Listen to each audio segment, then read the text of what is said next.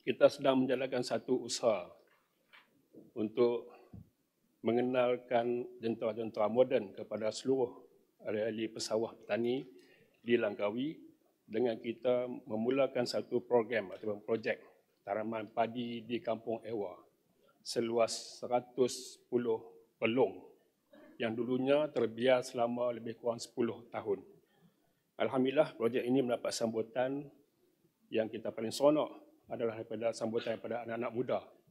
Satu persatuan NGO anak muda, PAMP, yang sudi bersama dan memang nampak sangat. Ada setengah tu tak pernah turun bendang pun. Tetapi dengan ada program kita ni, mereka seronok terjun bendang. Sampai hari ini lagi yang buat speaker, mereka duduk mengalar padi. Alhamdulillah, sambutan yang begitu baik.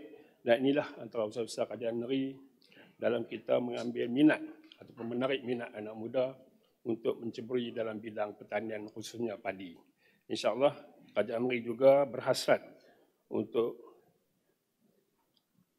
seluruh masyarakat petani pesawah di Langkawi dapat menghasilkan keperluan yang mencukupi untuk seluruh penduduk Langkawi tanpa bergantung kepada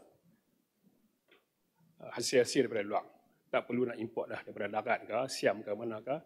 Kita cuba program-program kita sedang atur agar penduduk Langkawi apa-apa jadi pun insya-Allah beras ada nak makan. Yang Tuan Speaker, kita juga telah mengesyorkan atau membuat satu permohonan kepada pihak kementerian beberapa cadangan untuk dipertimbangkan peruntukan bagi projek-projek yang kita rasa perlu untuk membangunkan pertanian di Langkawi. Di antara projek yang telah kita mohonan dalam penjumpaan saya dengan pihak kementerian bulan sudah adalah projek di antaranya, Mak Speaker, pembangunan kawasan padi Kampung Ewa, Pusat Peternakan Kerbau dan Agro Pelancongan Pulau Tuba, infrastruktur asas pengairan Jalan Ladang dan Parit, mesin dan peralatan pertanian, Pusat Pengumpulan Hasil dan Latihan Pesawah, Pusat Ternakan dan Kemudahan Agro Pelancongan, promosi pengurusan dan nilai tambah produk,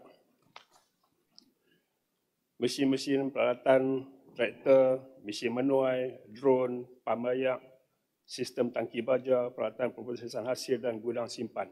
Ini adalah antara projek-projek yang kita telah buat permohonan kepada pihak kementerian dan insya-Allah akan mendapat respon yang positif. Dan harapnya sekiranya lulus peruntukan ini dapat disalurkan dengan segera untuk kita membolehkan petani pesawah dapat menjalankan khususnya penanaman padi 2 kali setahun.